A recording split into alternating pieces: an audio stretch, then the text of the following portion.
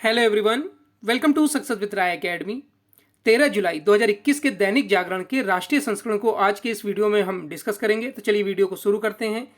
तो दैनिक जागरण ने जो सबसे मेन हेडिंग बनाई है वो है कि नेपाल में भंग संसद बहाल कर दी गई है और देउबा को प्रधानमंत्री नियुक्त करने का वहाँ के शीर्ष अदालत द्वारा आप कह सकते हैं कि फरमान जारी कर दिया गया है। सुप्रीम कोर्ट ने ये आदेश दिया है कि देउबा को प्रधानमंत्री नियुक्त किया जाए।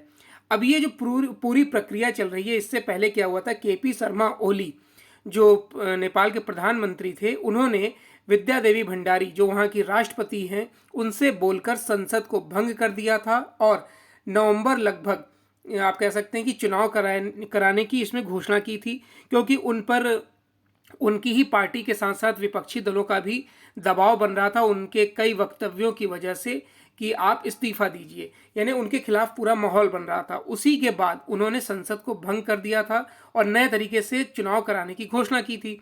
उसके बाद सुप्रीम कोर्ट ने इसे पूरी तरीके से अयोग्य करार दे दिया है और 4 बार के प्रधानमंत्री रहे शेर बहादुर देउबा को प्रधानमंत्री नियुक्त किया है और राष्ट्रपति विद्या देवी भंडारी को ये आदेश दिया है कि वो जल्द से जल्द इन्हें शपथ दिलाएं। नेपाल में अपनी अल्पमत सरकार बचाने में जुटे प्रधानमंत्री केपी शर्मा ओली को शीर्ष कोर्ट ने तब बड़ा झटका दिया जब संसद को बहाल कर दिया गया। सुप्रीम कोर्ट ने एक महत्वपूर्ण फैसले में राष्ट्रपति विद्या देवी भंडारी को नेपाली कांग्रेस के प्रमुख शेर बहादुर देउबा को मंगलवार तक प्रधानमंत्री नियुक्त करने का आदेश दिया है। 5 महीनों में दूसरी बार भंग प्रतिनिधि सभा को बहाल किया गया है। कोर्ट ने 23 फरवरी को भी प्रधानमंत्री ओली को झटका देते हुए भंग की गई प्रतिनिधि सभा को बहाल करने का आदेश दिया था। अब इसमें जो नए प्रधानमंत्री बने हैं वो 74 वर्षीय हैं और इससे पहले वो 4 बार प्रधानमंत्री बन चुके हैं। अगर हम नेपाली संसद की बात करें तो नेपाल का जो संसद है वो प्रतिनिधि सभा बोला जाता है और प्रतिनिधि सभा नेपाल के द्विसदनीय संघीय संसद का निचला सदन या लोकसभा है। ऊपरी सदन को राष्ट्रीय सभा कहा जाता है। सदन की रचना और शक्ति नेपाल के संविधान के भाग 8 और 9 में दी गई है। इस सदन में कुल 275 सदस्यों का प्रावधान है। 165 सदस्य जो हैं वो एकल सदस्य निर्वाचन द्वारा first past the post voting प्रणाली द्वारा चुने जाते हैं और 110 जो बाकी हैं वो आनुपातिक चुनाव प्रक्रिया के तहत चुने जाते हैं। अगर हम नेपाल में अभी तक जो राजशाही चलती थी, यानी कि एक कह सकते हैं कि राजा का शासन चलता था, उसकी समाप्ति 2008 में हुई थी। 2008 में नेपाली राजशाही की समाप्ति हुई थी और अंतिम राजा थे ज्ञानेन्द्र वीर विक्रम शाह देव। ज्ञानेन्द्र वीर विक्रम शाह देव। नेपाल में फिर 20 सितंबर 2015 को आप कह सकते हैं कि नया संविधान लागू हुआ था। आपको यह भी पता होना चाहिए कि नेपाल को या नेपाल का पुराना नाम नेवार भी था, नेवार। अब इसकी कैपिटल और करेंसी पता होनी चाहिए। तो इसकी कैपिटल है काठमांडू और करेंसी है नेपाली रुपया। प्रधानमंत्री आपको पता ही चल गया, शेर बहादुर देउबा और राष्ट्रपति हैं विद्या देवी भंडारी। नेक्स्ट न्यूज है कि गजनी शहर में घुसे तालिबान आतंकवादी। देखिए, तालिबान जिस तरीके से कई दिनों से ये दुनिया को बता रहा है कि उसने अफगानिस्तान के लगभग 85% हिस्से पर कब्जा कर लिया है, उसमें कल उसने और 15 प्रांतों पर कब्जा किया है और जो सबसे धार्मिक और आप कह सकते हैं कि ऐतिहासिक शहर है गजनी, उसको भी तालिबान ने चारों ओर से घेर लिया है और आतंकी जो है वो नागरिकों के घरों को ठिकाना बनाकर अफगानी सुरक्षा बलों पर हमले कर रहे हैं। कंधार शहर से 110 किलोमीटर दूर शेरवाग जिले पर कब्जा करने के बाद तालिबान ने गजनी प्रांत की राजधानी गजनी शहर पर कब्जे को लेकर लड़ाई छेड़ दी है और प्रांतीय परिषद के एक सदस्य हसन रेजाई के मुताबिक काबुल से कंधार जाने वाले मुख्य मार्ग पर स्थित गजनी शहर की स्थिति बहुत गंभीर बताई जा रही है। स्थानीय लोगों ने बताया कि कंधार प्रांत में भी कई स्थानों पर सुरक्षा बलों और तालिबानी आतंकियों के बीच संघर्ष चल रहा है। तालिबान के खिलाफ हथियारबंद लड़ाकों के साथ अफगान सुरक्षा बलों का साथ दे रहे पूर्व सांसद हमीद जईद लले ने बताया कि तालिबान कंधार शहर में पश्चिम की तरफ से हमले कर रहा है। आपको अफगानिस्तान के बारे में पता होना चाहिए। अफगानिस्तान के जो राष्ट्रपति हैं वो हैं अशरफ गनी। अफगानिस्तान की जो कैपिटल है वो है काबुल और यहाँ की करेंसी है अफगान अफगानी। नेक्स्ट न्यूज़ है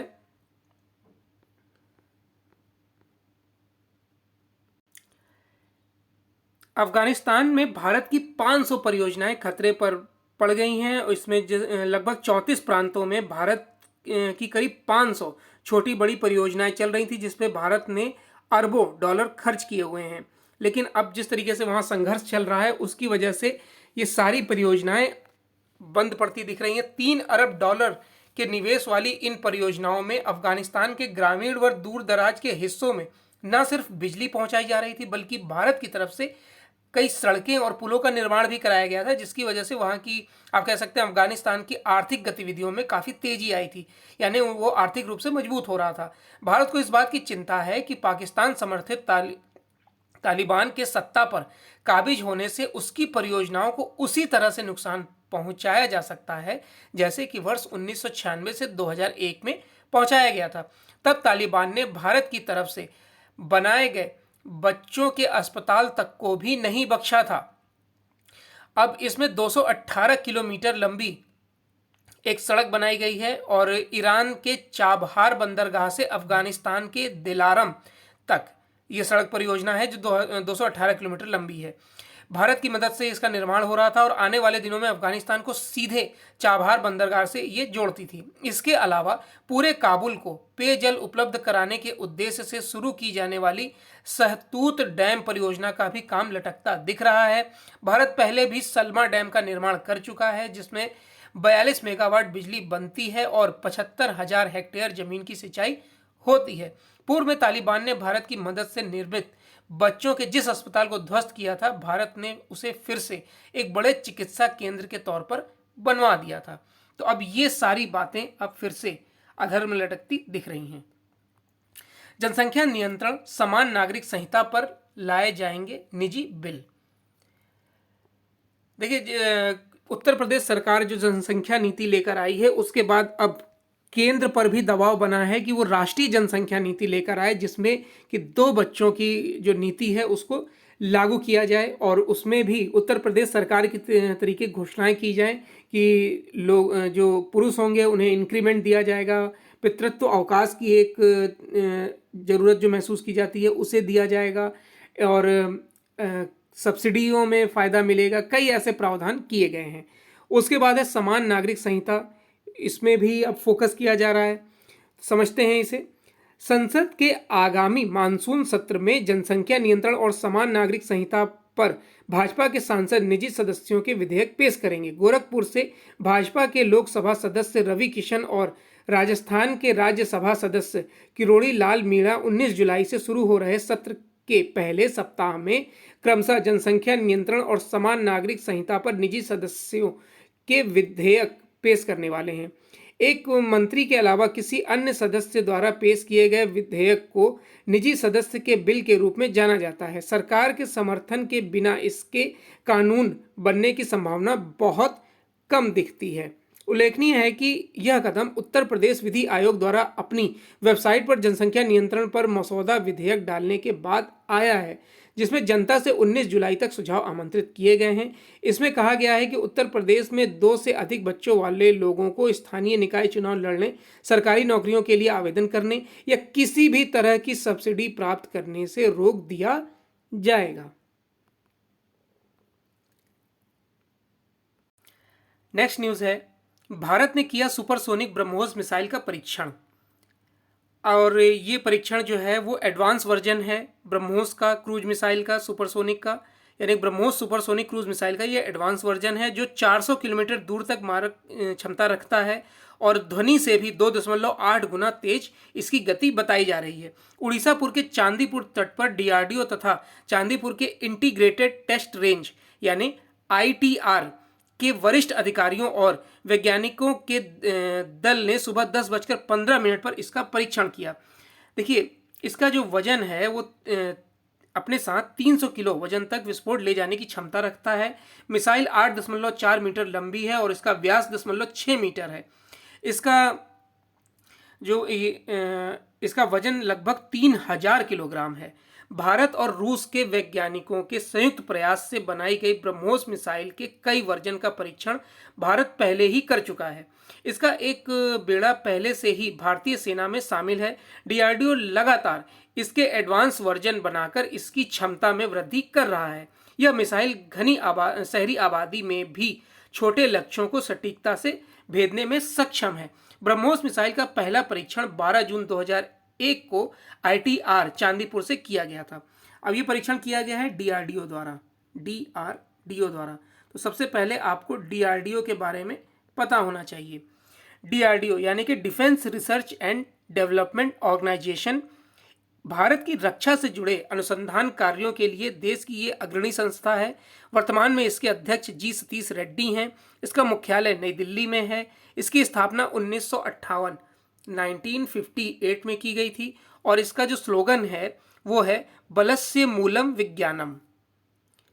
नेक्स्ट न्यूज पर आते हैं। पूर्वोत्तर राज्यों के सीएम के साथ आज प्रधानमंत्री चर्चा कर सकते हैं और ये इसलिए किया जा रहा है क्योंकि केरल, महाराष्ट्र और पूर्वोत्तर के राज्यों में देखा जाए तो कोरोना से राहत नहीं मिल रही है। वहाँ लगातार मामले बढ़ रहे हैं और केरल में तो मामले बढ़ रहे हैं, महाराष्ट्र में अगर बढ़ नहीं रहे हैं तो कम भी नहीं हो रहे हैं। तो ये एक चिंता का विषय बना हुआ है जिसको लेकर अब प्रधानमंत्री पूर्वोत्तर के राज्यों के मुख्यमंत्रियों के साथ बैठक करेंगे। प्रधानमंत्री नरेंद्र मोदी मंगलवार को पूर्वोत्तर के राज्यों के मुख्यमंत्रियों के साथ कोरोना संक्रमण की स्थिति पर चर्चा करेंगे।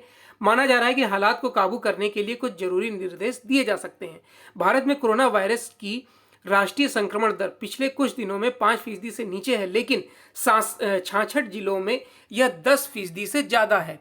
सबसे गंभीर बात यह है कि इनमें से 39 जिले पूर्वोत्तर राज्यों के हैं। मसलन अरुणाचल प्रदेश के 10, मणिपुर के 9, मेघालय के 6, असम और सिक्किम के 4, त्रिपुरा के 3, मिजोरम के 2 और नागालैंड का 1 जिला इसमें शामिल है। अपेक्षाकृत छोटे राज्यों में इतने अधिक जिलों में संक्रमण दर अधिक होने से पूर्वोत्तर राज्यों में कोरोना की स्थिति गंभीर बनी हुई है। वैसे तो पूर्वोत्तर के राज्यों से ऑक्सीजन और अन्य जरूरी दवाइयों की कमी की कोई शिकायत अभी तक नहीं आई है। और इसमें यह भी बताया जा रहा है कि जो देखिए कुछ डॉक्टर्स के द्वारा, जैसे हैदराबाद में बताया जा रहा है कि 4 जुलाई से तीसरी लहर शुरू हो चुकी है, क्योंकि लोग जो लापरवाही बरत रहे हैं उसके बाद से ये माना जा रहा है कि 4 जुलाई से तीसरी लहर शुरू हो चुकी है। नेक्स्ट न्यूज़ पर आते हैं और वो है बिजनेस पेज की न्यूज़। देखिए बिजनेस पेज में जो पहली न्यूज़ है वो है सहकारी समितियों के खुले भाग्य। देखिए अलग मंत्रालय बनते ही सहकारी क्षेत्र के दिन बहुर गए हैं। प्राथमिकता सहकारी समितियों के भी भाग्य खुल गए हैं। राष्ट्रीय कृषि एवं ग्रामीण विकास बैंक नाबार्ड ने 35,000 से अधिक प्राथमिक शहरी समितियों को वन स्टॉप शॉप के रूप में विकसित करने का फैसला किया है। इसी के तहत 3,000 प्राइमरी एग्रीकल्चर क्रेडिट सोसाइटी यानी पैक्स को मल्टी सर्विस सेंटर की स्थापना के लिए 1700 करोड़ रुपए मंजूर किए गए हैं। इससे उन्हें गांव के छोटे व मझोले किसानों को आसानी से उनकी जरूरत का सामान स्थानीय स्तर पर उपलब्ध कराने में सहूलियत होगी। अब यहाँ पर हमें नाबार्ड के बारे में जानना है और पैक्स के बारे में जानना है। तो नाबार्ड जो है इसका फुल फॉर्म है national bank for agriculture and rural development. NABARD कृषि ऋण से जुड़े क्षेत्रों में योजना और परिचालन के नीतिगत मामलों में तथा भारत के ग्रामीण अंचल की अन्य आर्थिक गतिविधियों के लिए मान्यता प्रदान की गई है। इसका जो कार्य है वो केंद्रीय सहकारी बैंकों, वाणिज्य बैंक, राज्य सहकारी बैंक, क्षेत्रीय ग्रामीण बैंकों और भूमि विकास बैंकों को पुनर्वित्त सेवाएं प्रदान करता है।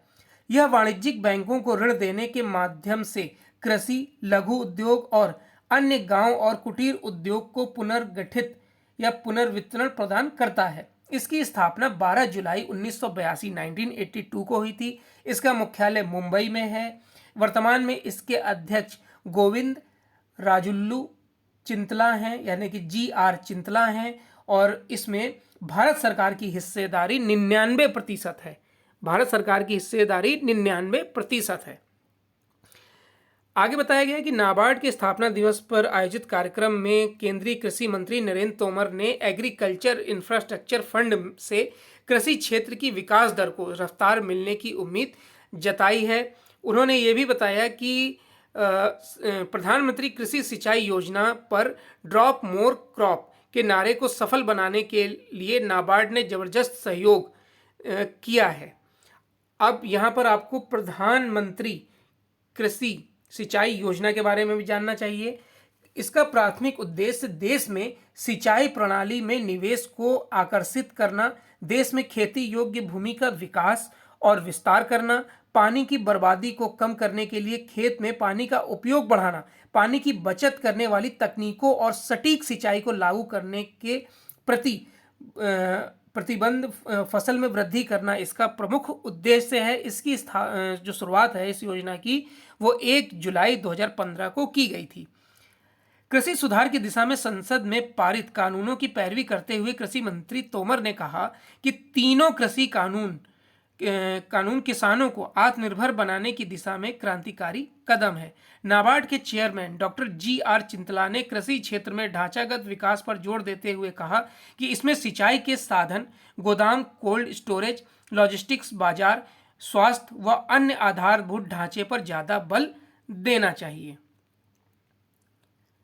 नेक्स्ट न्यूज है,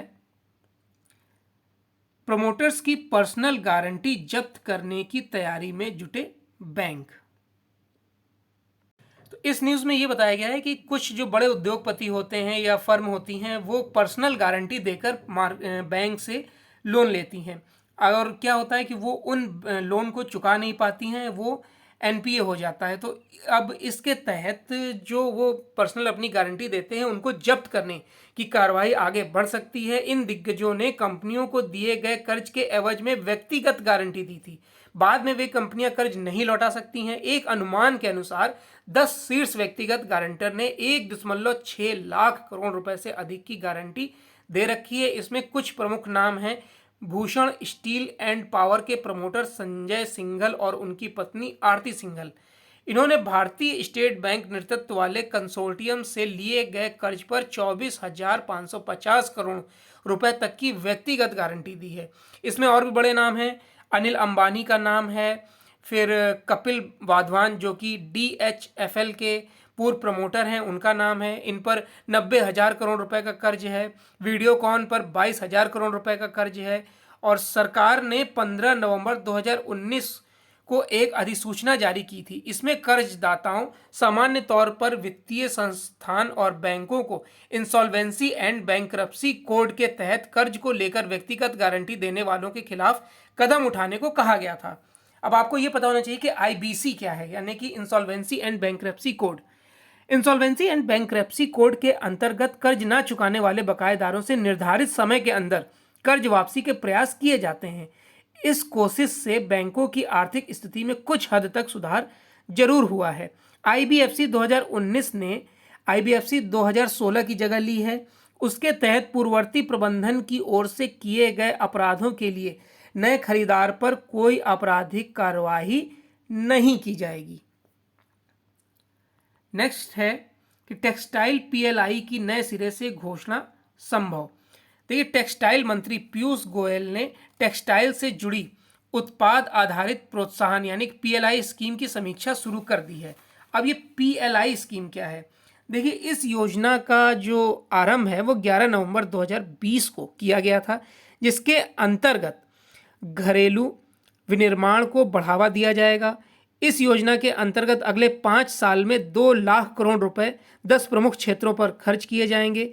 PLI योजना 2021 के माध्यम से घरेलू विनिर्माण की बढ़ोतरी होगी, साथ ही आयात पर निर्भरता कम होगी और निर्यात बढ़ेगा। PLI योजना के माध्यम से नागरिकों को रोजगार की प्राप्ति होगी। उत्पादन के क्षेत्र में विकास होने से लोग अपनी जरूरतों की पूर्ति सरलता से कर पाएंगे। और अगर हम देखें तो देश को PLI योजना से बहुत से लाभ प्राप्त होंगे। घरेलू उत्पादन बढ़ने से अधिक निर्यात किया जाएगा और आयात में कमी भी आएगी, जिससे कि देश की अर्थव्यवस्था को और मजबूती मिल पाएगी। सेक्टर में उद्यमियों का कहना है कि इससे कॉटन उत्पादन उत्पाद और गारमेंट निर्यात को भी शामिल करने की जरूरत है। ऐसा होने पर ही देश गारमेंट और अंतर्राष्ट्रीय बाजार में बांग्लादेश, वियतनाम और इंडोनेशिया जैसे स्पर्धियों को आसानी से मुकाबला कर सकेगा। यानी पीएलआई का मतलब ही यही है कि घरेलू उद्योग को बढ़ावा दिया जाए ताकि आयात पर निर्भरता कम हो और यहाँ का तैयार माल विदेशों में खरीदारी के लिए ज़्यादा जा सके और राजस्व की प्राप्ति हो। Confederation of Indian textile industry यानी कि सिटी के पूर्व प्रेसिडेंट संजय जैन के अनुसार छोटी कंपनियों तक समुचित लाभ पहुंचाने के लिए टर्नओवर की सीमा घटाए जाने की जरूरत है। यार्न और फैब्रिक को योजना में शामिल किए जाने से इसके निर्यात को प्रोत्साहन मिलेगा। नेक्स्ट पेज पर आते हैं। नेक्स्ट पेज है हमारा एडिटोरियल पेज। पहला आर्टिकल है आर्थिक असंतुलन दूर करे सरकार। इसमें किस तरीके से आर्थिक विकास को बढ़ावा देने की ज़रूरत है और जो अंकटाड के अनुसार चीन के निर्यात में बढ़ोतरी बताई गई है। पूरा विश्व इस तरफ ध्यान दिए हुए था कि कोरोना काल के बाद पूरी नाराज़गी जो विश्व समुदाय की है वो चीन से है और वहाँ पर अब उद्योग प्रभावित होंगे और चीन का जो निर्यात है वो पूरी तरीके से प्रभावित होगा। लेकिन देखने वाली बात ये साबित हुई कि 2019 से 21 तक उसके निर्यात में 25% की बढ़ोतरी हुई है। किसी भी क्षेत्र में, चाहे वो मेडिकल हो और गारमेंट्स का उद्योग हो, खिलौने का उद्योग हो, हर क्षेत्र में चीन ने 25% की बढ़ोतरी करी है। अगर भारत ने ये मौका न गंवाया होता तो कहीं ना कहीं भारत की स्थिति बेहतर होती और खुद भारत भी अब पूरी तरीके से चीन से आयात पर निर्भर है। तो इसी आर्टिकल को हम डिस्कस करेंगे और यह आर्टिकल लिखा है आर्थिक मामलों के जानकार भरत झुंझुनवाला द्वारा। तो आर्टिकल में बताया गया है कि भारत का घरेलू बाजार छोटा है, इसलिए आर्थिक विकास के लिए निर्यात को बढ़ाना होगा। जितना सामान देखिए यहाँ पर प्रोडक्शन बढ़ेगा, निर्यात किया जाएगा, तो लोग जब निर्यात होगा तो जाहिर सी बात है विदेश से पैसा भारत में आ पाएगा। संयुक्त राष्ट्र की संस्था अंकटाड के अनुसार चीन के निर्यात में 2019 में पहली तिमाही के मुकाबले 2021 की पहली तिमाही में 25% की वृद्धि हुई है। इस अवधि में दक्षिण एशिया, जिसमें भारत प्रमुख है, से होने वाले निर्यात में 2% गिरावट आई है। यह तब है जब 2020 में हमें आशा थी कि कोविड के कारण चीन के विरुद्ध भड़क रही भावना से विश्व भर में चीन से कम माल खरीदा जाएगा। बहुराष्ट्रीय कंपनियां चीन से निकलकर दूसरे देशों में कारोबार बढ़ाएंगी, लेकिन ऐसा कुछ हुआ नहीं। अब देखिए यहाँ पर अंकटाड की बात हो रही है, यानी कि अंकटाड ने ये आंकड़े दिए हैं, तो हमें अंकटाड के बारे में जानना होगा। अंकटाड, इसका फुल फॉर्म सबसे पहले जानिए। United Nations Conference and Trade and Development, इसका फुल फॉर्म है। फिर से सुन लीजिए, United Nations Conference and Trade and Development. इसकी स्थापना 1964 में की गई थी। यह संस्था व्यापार, निवेश और विकास के मुद्दों से संबंधित उद्देश्य को लेकर चलती है। जिनेवा, स्विट्जरलैंड इसका हेडक्वार्टर है और इसकी जो अध्यक्ष हैं वो रेबेका ग्रिन्सथैन हैं।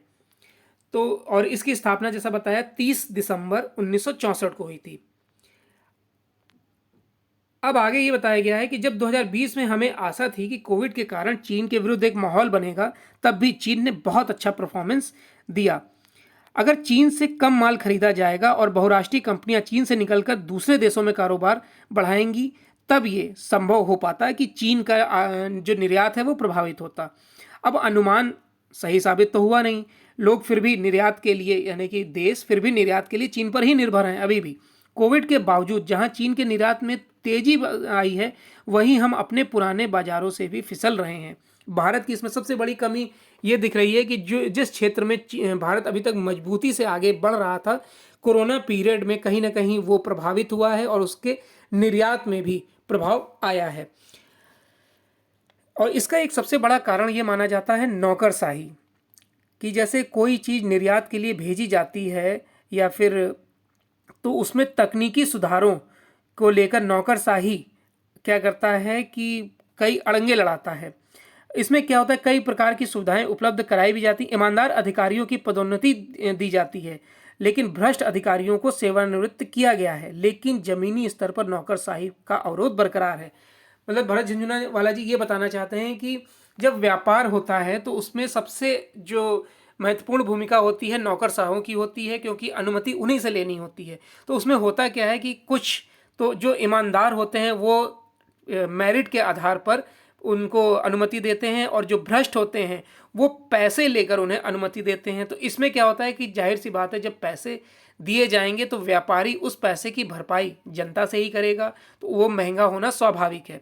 उसमें भारत सरकार द्वारा कुछ कदम भी उठाए गए हैं, जिसमें जो भ्रष्ट अफसर थे उनको सेवानिवृत्त किया गया है, और जो ईमानदार हैं उनको प्रोन्नत भी किया गया है। विख्यात जर्मन दार्शनिक हेगले ने कहा था कि मध्यम वर्ग पर नियंत्रण के लिए ऊपर से शासन और नीचे से जनता के दबाव दोनों की जरूरत होती है। सरकार केवल ऊपर से सफाई कर रही है और नीचे से जनता का सहयोग नहीं ले रही है। इसी कारण नौकरशाही बेलगाम है। ऐसे में हमारा निर्यात तेजी से बढ़ना चाहिए, लेकिन हो इसका उल्टा रहा है, क्योंकि नौकरशाही के अवरोध हमारे निर्यात पर ग्रहण लगा रहे हैं। निर्यात नौकरशाही को नियंत्रित करने के लिए प्रत्येक सरकारी दफ्तर से संबंधित उपभोक्ताओं की एक सक्षम निगरानी समिति बनाई जानी चाहिए। नीति परिवर्तन के अभाव में निर्यात आधारित आर्थिक विकास कठिन दिखता है। अब यहाँ पर सेवा क्षेत्र की बात हो रही है। देखिए, सेवा क्षेत्र, इससे पहले भी आपको वीडियोस में बताया गया है कि अर्थव्यवस्था में तृतीय क्षेत्र को सेवा क्षेत्र कहते हैं। इसके अंतर्गत व्यापार, यातायात, संप्रेषण यानी कम्युनिकेशन, वित्त, पर्यटन, संस्कृति, मनोरंजन, लोक प्रशासन और लोक सेवा, सूचना, न्याय, स्वास्थ्य, शिक्षा सभी आते हैं। देखिए, 3 ही सेक्टर होते हैं: प्राथमिक यानी कि प्राइमरी सेक्टर, द्वितीयक यानी सेकेंडरी सेक्टर, तृतीयक या टर्शियरी सेक्टर। प्राथमिक क्षेत्र अर्थव्यवस्था का वह क्षेत्र है जो प्राकृतिक संसाधनों का सीधा उपयोग करता है। इसमें कृषि, वानिकी, मछली पालन और खनन शामिल हैं। इसके विपरीत द्वितीय क्षेत्र वस्तुओं का विनिर्माण करता है। और तृतीय क्षेत्र के बारे यानी कि सेवा क्षेत्र के बारे में आपको बता ही दिया गया है। सेवा क्षेत्र के निर्यात की स्थिति भी अच्छी नहीं है। इंडिया ब्रांड इक्विटी फाउंडेशन की रिपोर्ट के अनुसार सेवा क्षेत्र के मैनेजरों का खरीद सूचकांक फरवरी 2021 में 55.3 से घटकर मार्च 2021 में 54.6 रहा है। यानी सेवा क्षेत्र का भी संकुचन हो रहा है। यह महत्वपूर्ण है क्योंकि विश्व बाजार में सेवा का हिस्सा बढ़ता जा रहा है। दूसरा विषय घरेलू मांग का है। हमारी आर्थिक विकास दर वर्ष पिछले कुछ समय से लगातार घटी है। अतः समस्या कोविड की नहीं बल्कि कुछ समय से लागू आर्थिक नीतियों की है। विशेष यह है कि 2014 में हमारा सेंसेक्स उत्तरोत्तर बढ़ता जा रहा है। इस वर्ष इसमें लगभग 15% की आर्थिक वृद्धि होगी। सेंसेक्स 58,000 के स्तर को छू सकता है। कौतूहल का विषय है कि आर्थिक विकास दर गिर रही है लेकिन सेंसेक्स उछल रहा है। अगर भरत झुंझुनवाला जी कहते हैं कि मेरा तर्क जीएसटी, नोटबंदी और हाईवे में विरोध में नहीं, परंतु इनमें जुड़ी समस्याओं पर विचार तो करना ही होगा। इसका एक उपाय है कि श्रम सघन उत्पादों और आम जनता की खपत के उत्पादों पर जीएसटी की दर घटाई जाए। बुनियादी संरचना में निवेश की दिशा को झुग्गी झोपड़ियों और गांव में बिजली और सड़क की तरफ मोड़ा जाए, जिससे बेहतर छोटे उद्योग पुनः बढ़ें, रोजगार के अवसर सृजित हों, घरेलू बाजार में मांग बने और अर्थव्यवस्था का विस्तार हो। इन कठिन परिस्थितियों के मेरे आकलन के विपरीत मई के प्रथम सप्ताह में देश के निर्यात में वृद्धि हुई है। बिजली की खपत भी बढ़ी है। नेक्स्ट आर्टिकल है सतह पर आया जनसंख्या का मसला, और ये आर्टिकल लिखा है अर्थशास्त्री डॉक्टर जयंतीलाल भंडारी। ये आर्टिकल बहुत अच्छा है। इसमें कई रैंकिंग दी गई है कि भारत की क्या रैंकिंग है कई सूचकांकों में, और भारत के कुछ संबंधित आंकड़े भी दिए गए हैं। उत्तर प्रदेश के मुख्यमंत्री योगी आदित्यनाथ ने हाल ही में उत्तर प्रदेश जनसंख्या नीति 2021-30 जारी किया है। इस नई जनसंख्या नीति का उद्देश्य जनसंख्या स्थिरीकरण का लक्ष्य प्राप्त करना, मातृ मृत्यु और बीमारियों के फैलाव पर नियंत्रण, नवजात और 5 वर्ष से कम आयु वाले बच्चों की मृत्यु रोकना और उनका पोषण स्थिति में सुधार करना है। हालांकि उत्तर प्रदेश ने ये जो स्टेप उठाया अच्छा है, क्योंकि उसमें बताया गया है कि जिनके 2 से ज़्यादा बच्चे होंगे उनको ना तो स्थानीय निकाय के चुनाव लड़ पाएंगे, वो सरकारी नौकरियों के फॉर्म नहीं भर पाएंगे, सरकारी सब्सिडी नहीं मिलेगी, कई ऐसी सुविधाएं उनकी रुक जाएगी। वहीं दूसरी ओर जनसंख्या में कमी से भी बचना होगा। इसी परिप्रेक्ष्य में जहां देश में कुछ राज्य 2 बच्चों की जनसंख्या नीति के लिए आगे बढ़ रहे हैं। वहीं राष्ट्रीय स्तर पर सुप्रीम कोर्ट ने भी जनसंख्या नियंत्रण कानून की मांग की जा रही है। सुप्रीम कोर्ट में जनसंख्या नियंत्रण कानून की मांग करने वाले याचिकाकर्ता अश्विनी कुमार उपाध्याय ने बताया कि देश में उपलब्ध प्राकृतिक संसाधन, भूमि, कृषि भूमि, पेयजल और अन्य भूजल जरूरतों की उपलब्धता की तुलना में जनसंख्या लगातार चिंताजनक स्थिति निर्मित करते हुए दिखाई दे रही है। याचिकाकर्ता से यह मांग भी की गई है कि चूंकि जनसंख्या नियंत्रण समवर्ती सूची में है, इसलिए कोर्ट केंद्र सरकार को निर्देश दे रही है कि वह नागरिकों के गुणवत्तापरक जीवन के लिए कड़े और प्रभावी नियम, कानून, निर्देश तैयार करे। अब यहाँ पर संयुक्त राष्ट्र विकास कार्यक्रम द्वारा राष्ट्रीय स्वास्थ्य, देखिए यहाँ पर दिया गया है, राष्ट्रीय स्वास्थ्य से शिक्षा, जीवन स्तर के मुद्दों पर प्रकाशित मानव विकास सूचकांक 2020 में 189 देशों की सूची में भारत 131वें पायदान पर है और वहीं वैश्विक भूख सूचकांक में 2020 में 107 देशों की सूची में भारत 94 स्थान पर है। विश्व बैंक द्वारा तैयार 174 देशों के वार्षिक मानव पूंजी सूचकांक 2020 में भारत का 116वां स्थान है। यह सूचकांक मानव पूंजी के प्रमुख घटकों स्वास्थ्य, जीवन प्रत्याशा, स्कूल में नामांकन और कुपोषण पर आधारित है। यद्यपि इस समय करीब 141 करोड़ आबादी वाला चीन दुनिया का सबसे ज्यादा आबादी वाला देश का दर्जा रखता है, लेकिन संयुक्त राष्ट्र द्वारा जून 2019 में एक जारी रिपोर्ट के अनुसार 2027 तक भारत सबसे ज्यादा आबादी वाला देश इसमें बन जाएगा। और आंकड़ा ये दिया गया है कि दुनिया की कुल जनसंख्या में भारत का हिस्सा लगभग 17.5 है। और अगर हम धरातल की बात करें, अगर जमीन की बात करें, तो भारत का हिस्सा 2.4 है। तो आप समझ सकते हैं कि यहाँ पर कितनी सघन आबादी है। इसमें कोई दो मत नहीं कि यदि देश में जनसंख्या नियंत्रण रही तो भारत के युवाओं को उपयुक्त शिक्षण और प्रशिक्षण से मानव संसाधन के रूप में उपयोगी बनाया जा सकता है। भारत की जनसंख्या में करीब 50% से ज़्यादा उन लोगों का हिस्सा है जिनकी उम्र 25 साल से कम है। ऐसे में वे कुशल मानव संसाधन बनकर देश के आर्थिक शक्ति बन सकते हैं। कोविड-19 के बीच देश के साथ साथ दुनिया के कई देश की अर्थव्यवस्थाओं को संभालने में भारत की कौशल प्रशिक्षण नई पीढ़ी प्रभावी भूमिका निभा सकती है। हमें उम्मीद करनी चाहिए कि उत्तर प्रदेश सरकार द्वारा प्रस्तावित जनसंख्या नीति और असम द्वारा तैयार की जा रही 2 बच्चों की जनसंख्या नीति की तरह देश के अन्य प्रदेश भी आर्थिक और बुनियादी संसाधनों की चुनौती के बीच उपयुक्त जनसंख्या वृद्धि दर के लिए 2 बच्चों की नीति तैयार करने के लिए दृढ़तापूर्वक आगे बढ़ेंगे। नेक्स्ट आर्टिकल है गैर जिम्मेदाराना राजनीति। देखिए, लखनऊ में जो आतंकवादी पकड़े गए हैं उस पर अब जो पूर्व मुख्यमंत्री हैं अखिलेश यादव, उन्होंने आतंकवादियों की ही तरफदारी करते हुए उत्तर प्रदेश पुलिस पर भरोसा नहीं जताया है। हालांकि ये आर्टिकल हमारे काम का नहीं है, इसलिए हम इसे डिस्कस नहीं करेंगे। नेक्स्ट न्यूज़ पर आते हैं। इसमें एक न्यूज़ ये दिखाई जा रही है कि चीन का अमेरिकी युद्धपोत खदेड़ने का दावा।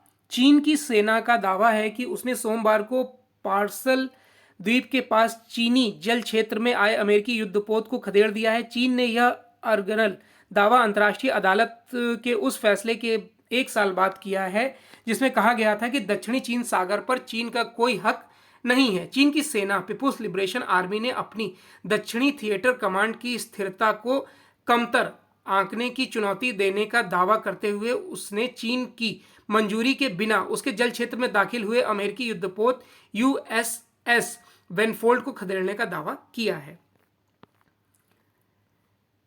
इसमें एक न्यूज़ ये भी है कि सिडनी में लॉकडाउन के बाद भी नहीं सुधर रहे हालात। सिडनी में देखिए लॉकडाउन लगाया गया है, लेकिन फिर भी वहाँ डेल्टा वेरिएंट के कारण जो स्थिति पैदा हुई है उससे अब ऑस्ट्रेलिया को संभलने की ज़रूरत है। तेज़ी से वहाँ डेल्टा वेरिएंट के मरीज पाए जा रहे हैं। अगर हालात नहीं सुधरते हैं तो वहाँ पर सख्त लॉकडाउन लगाने की ज़रूरत बताई जा रही है। उसके बाद है कि देवबा के नेपाल का प्रधानमंत्री बनने से भारत को राहत। नेपाल में तेजी से बदलते राजनीतिक समीकरण से भारत में निश्चित तौर पर राहत की सांस ली है। खास तौर पर नेपाली कांग्रेस के शेर बहादुर देवबा का प्रधानमंत्री के पद पर आना भारत के लिए शुभ संकेत है। नेपाल के सुप्रीम कोर्ट ने ऐतिहासिक फैसला दिया है, आपको पहली ही न्यूज़ में डिस्कस करा दिया गया है। तो ये आज का यानी 13 जुलाई 2021 का दैनिक जागरण का राष्ट्रीय संस्करण था। आई होप आपको वीडियो अच्छा लगा होगा। अगर आपको वीडियो अच्छा लगा हो तो लाइक और शेयर कर दीजिएगा। वीडियो देखने के लिए धन्यवाद।